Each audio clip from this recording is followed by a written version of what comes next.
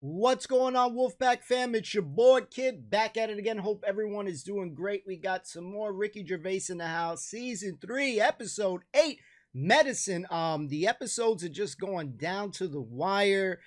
We just have a couple more episodes to this series, and then we will dive into another cool series on Saturdays. So it's been a hell of a cool journey. I've really grown fond of this season especially. So without further ado, let's get it.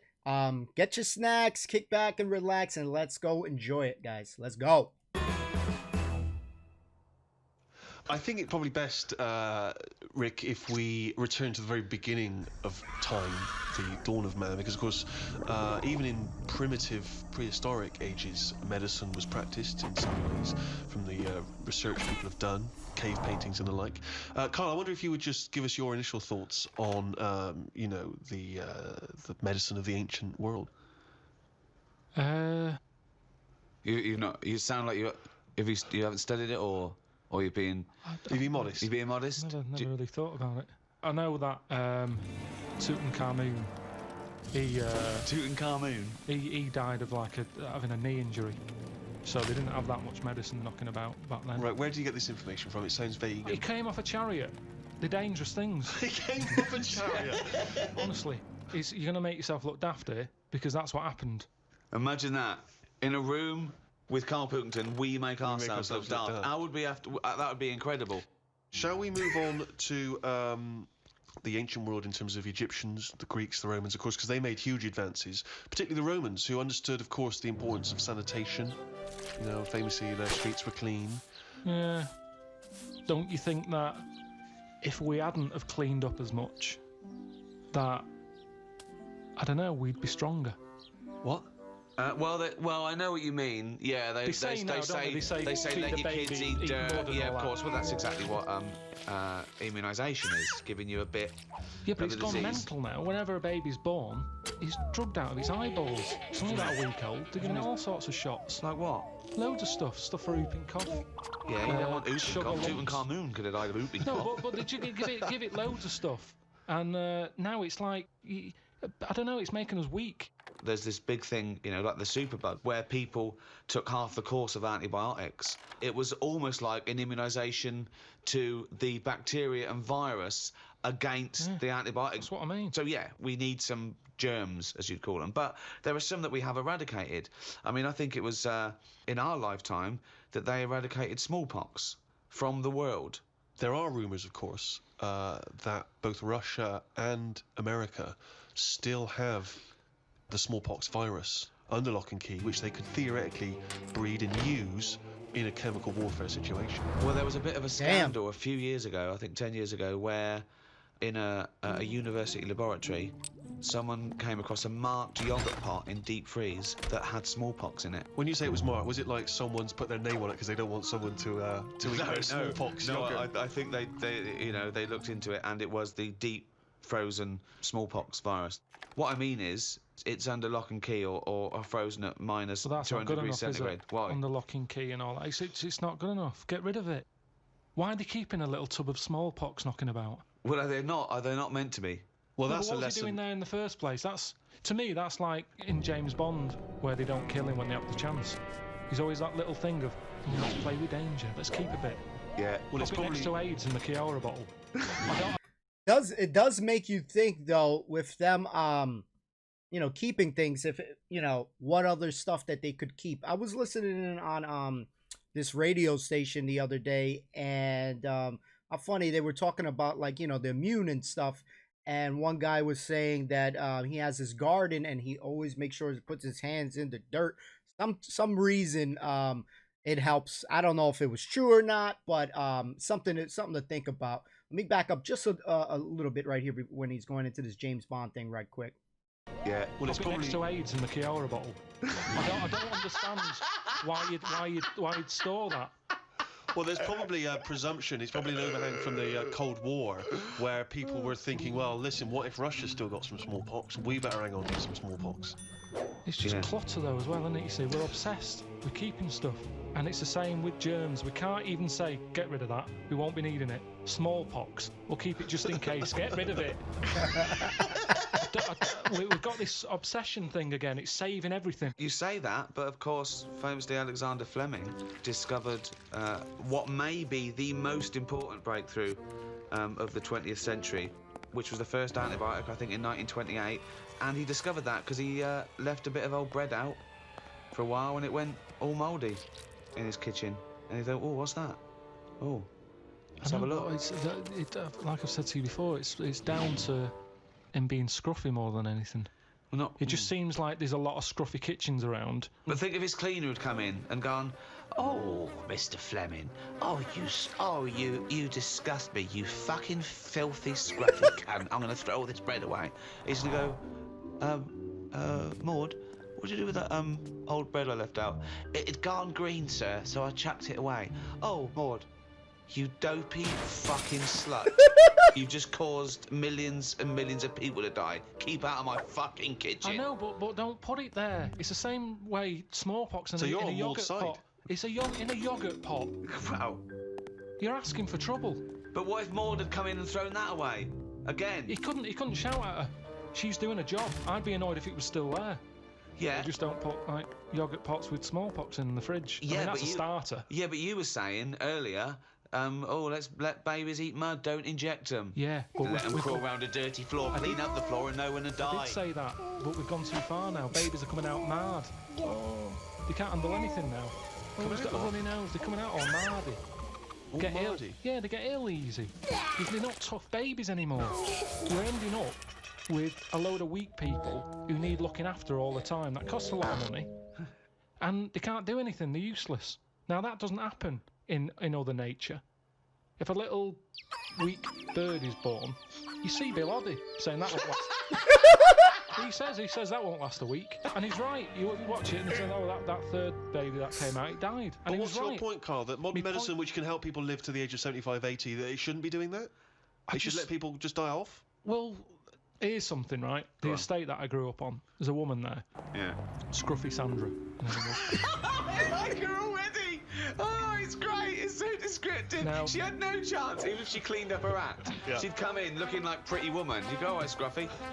No, what's the point? What is the point? Oh, so the thing is, she used to always get on these buses called dialer rides that were sort of like posh taxis. You could call for one, it'd come round to your house. Yeah. And it would pick you up and you'd pay like 50p. But it would pick up a bunch of other people as well. Yeah, on the way. So it would take ages to get to where you go. That is. No, it's good though. It's kind of a bit of a day out. Old people used to love it because you'd get to see things. Right. And you'd hear a call coming in on the radio that, Scruffy Sandra's being picked up. Oh, God. And she'd always have loads of bin bags with her for some reason.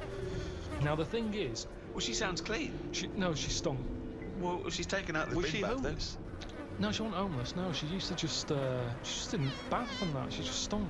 But the weird thing is... Why do they call her Stinky Sandra? She never was ill. Right. People didn't sit next to her. Yeah. Because she stunk. Yeah. Now, because of that, anyone who might have had a bit of flu or a cold never sat next to Scruffy Sandra. Right. Because she stunk. But that was good. That was like a protection thing for her, because she knew that because she stunk, no one wants to sit next to her. She wouldn't pick up the germ. Right. Now, but this is quite... Your point is, in order to fend off illness, you have to not bathe. And so you stink. So you're saying that it wasn't that she'd built up an immunity, it was that she stank so much that flu wouldn't come near her. This is such a specific example. It's not applicable in any other scenario. There's always colds, there's always flu. It's whether your immunity is good or bad. That's interesting, isn't it, that more sort of colds are spread through shaking hands than people, just taking in the air. That's why some sort of germaphobes don't even shake hands anymore. Yeah, well, that's going too far. Yeah, there's a lot of people who don't want to shake hands and stuff. And it's funny how we're watching this episode with what's going on in the world right now and keeping, 6 feet or 12 feet or whatever distance they're saying to keep. Yeah, I knew a lot of people who were just, they did not want to, give you a high five or anything. I had a immaculate clean every single thing before they use it or they get on a bus and all that stuff. Shout out to my Still Game peeps because we got the dollar bus. Remember the dollar bus episode right now based off what they were talking about with the bus here. Because they're going to die or something. You can't be that paranoid. You've got to get on with your life. Loneliness.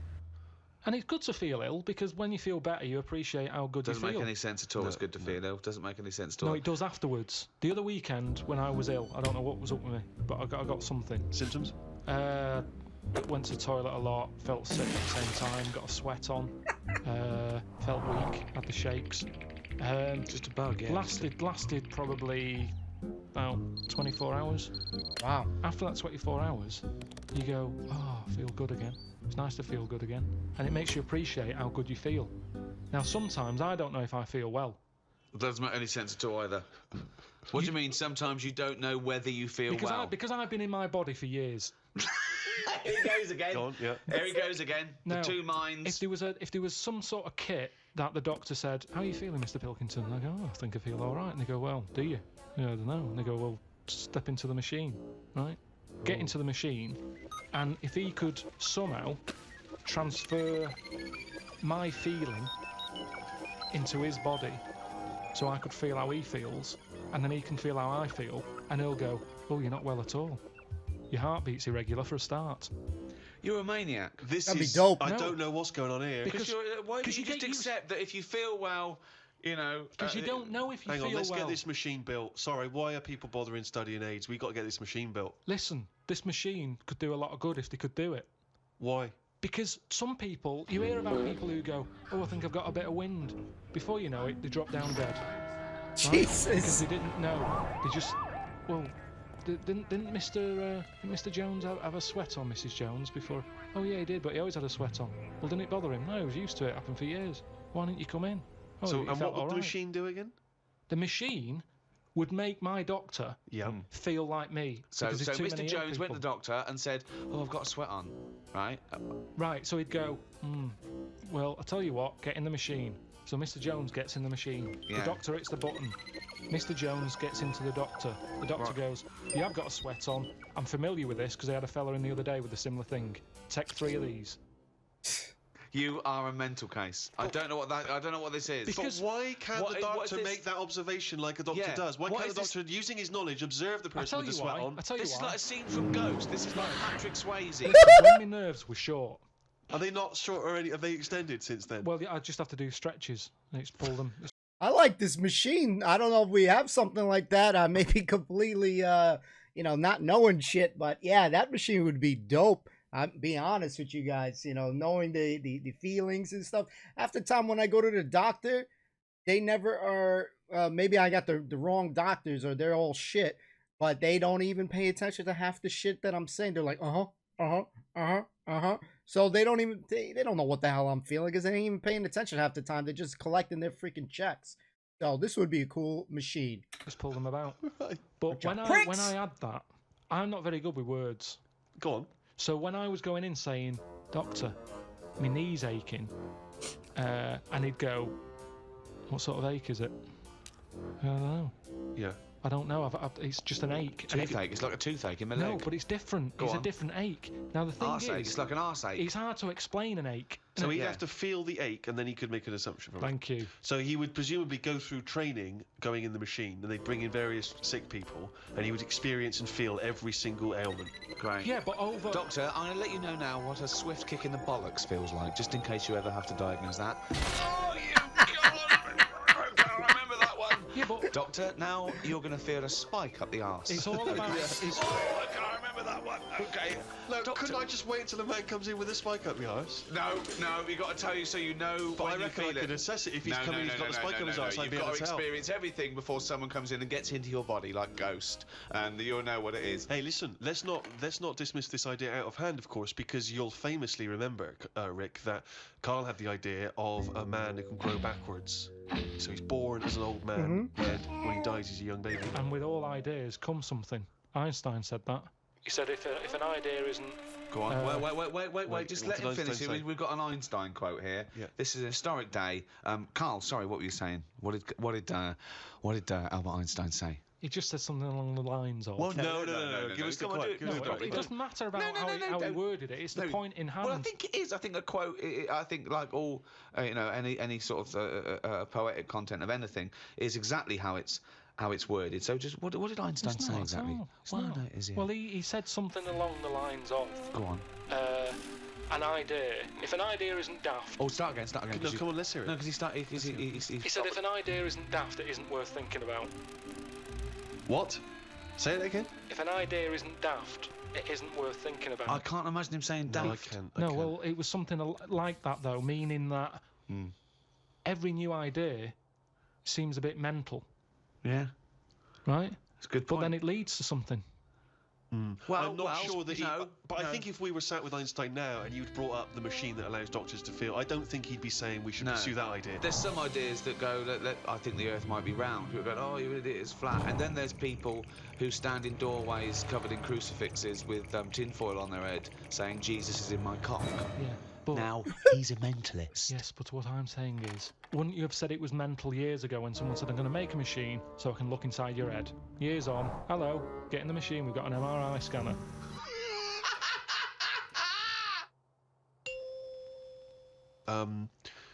You may obviously be aware, Carl, that the first contraceptive diaphragms, centuries ago, were citrus rinds. Half an orange rind, for instance, would be used. I mean, more selfish men turned them inside out. I believe that's also still being used in parts of Manchester. For what? An orange. Just think of your head. And it worked? Well, we don't know at this juncture. I mean, maybe... It works for contraception because women went, fuck off, what are you going to me with a fucking orange on your cock for, you don't? But it could, I mean, again, it's that thing, innit, of we look at it now and we laugh, but look at what's happening. People now are always trying to get us to eat more fruit. True.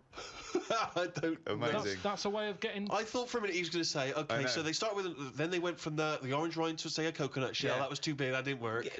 Run! Here comes Coconut John. No, don't put half a pineapple on your cock. That's insane. Yeah.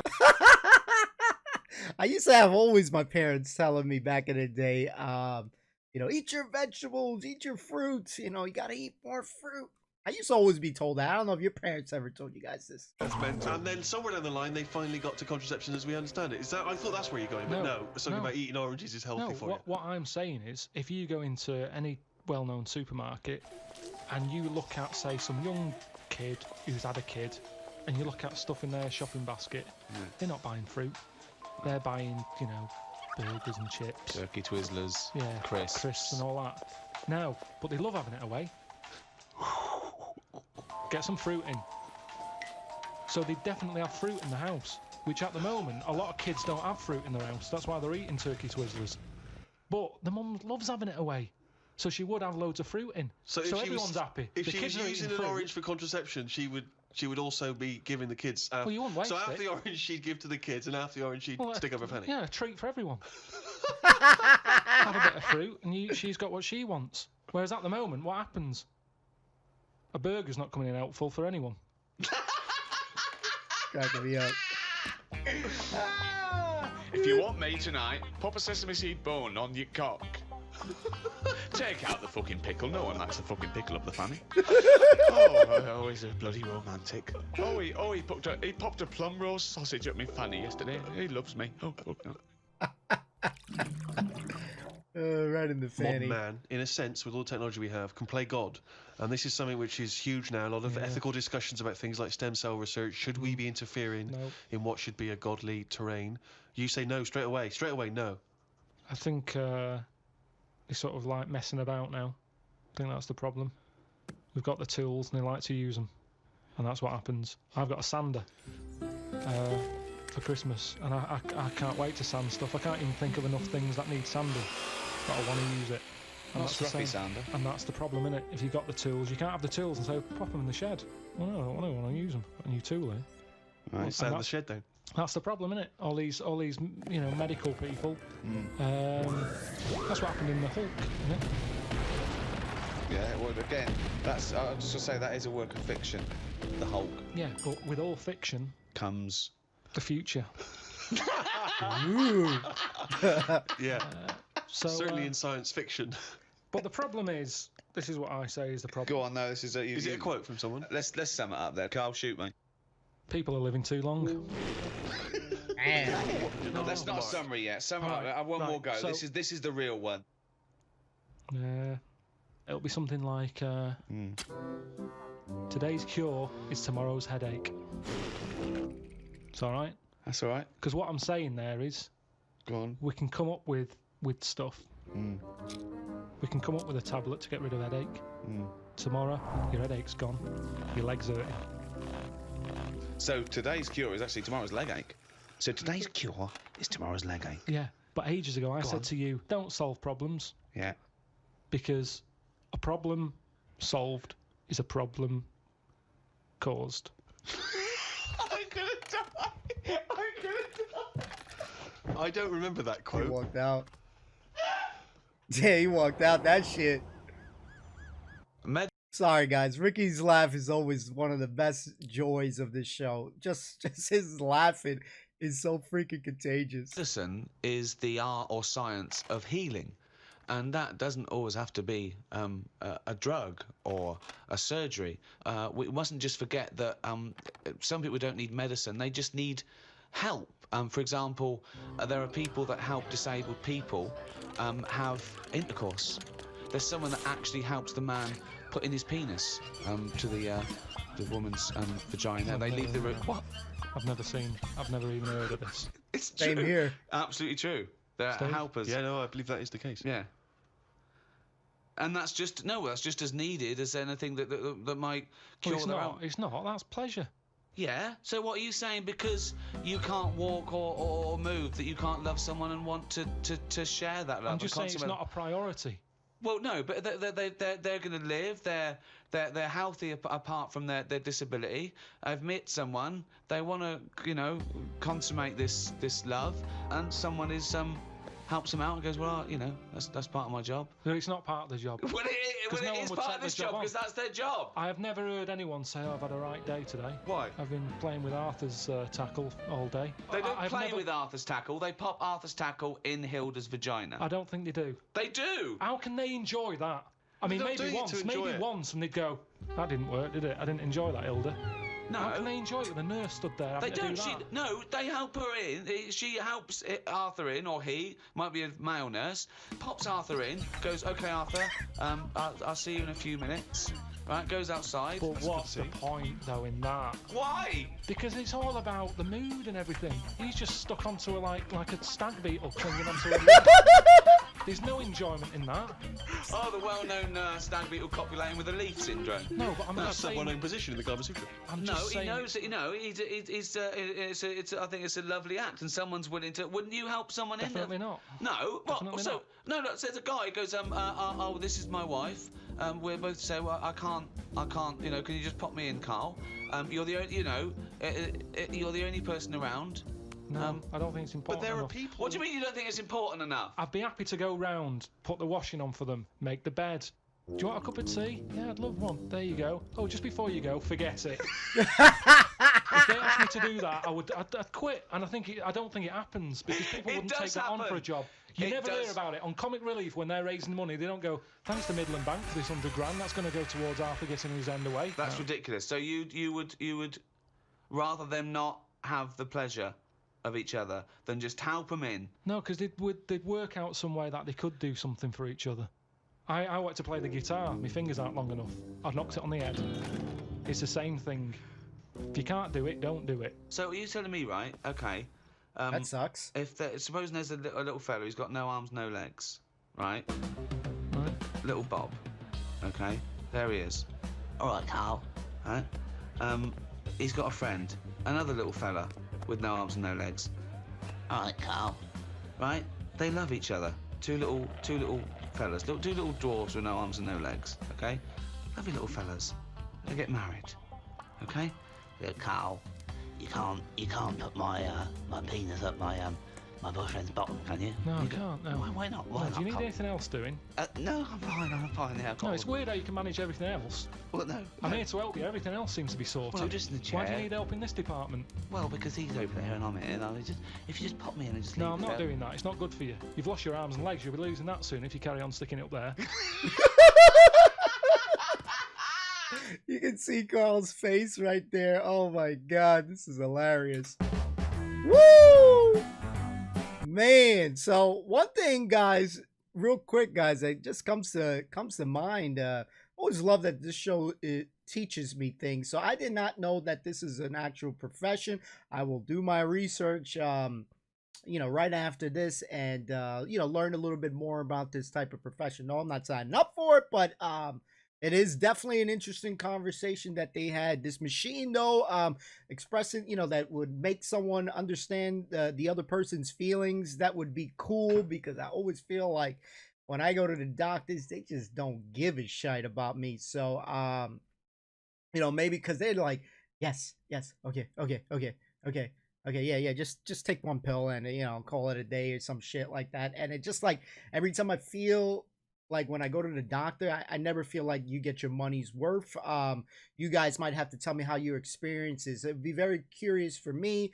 So if you guys could fill me in, what are some of your experiences in the doctors? You feel like they ever really listening in and really concerned? I may have just come across the wrong people in the wrong, profession, that they just collecting that paycheck, but I always feel that they just don't give a shit. But I really like this medicine episode. It was really just an eye-opener. Their conversations speak volumes. This one's good. And again, I just love that they can teach me stuff. You could always learn something new. Carl never ceases to amaze me. He always seems like I remember watching the Snow White, Seven Dwarfs and stuff, but I think there's one guy called Grumpy or some shit. Carl reminds me of just a grumpy guy, because like and it makes him more funny to me, because every time you could just see it, the animation, it's just like, he's like just like freaking lost. He's confused. He's angry. He's just the guy that tends to get annoyed. So I'm looking forward to, though, when we dive into like shows like Idiot Abroad, so we can see another side of him. The real life side, because the animation is cool too, but seeing it, how they really are too, is gonna be a treat for us. So that's something for us to look forward to, guys. Thanks so much for the love and support. Bring your comments on the down below. I love you guys to pieces. Thank you for all you guys do, and we'll see you soon. Peace and love, my dudes. Peace.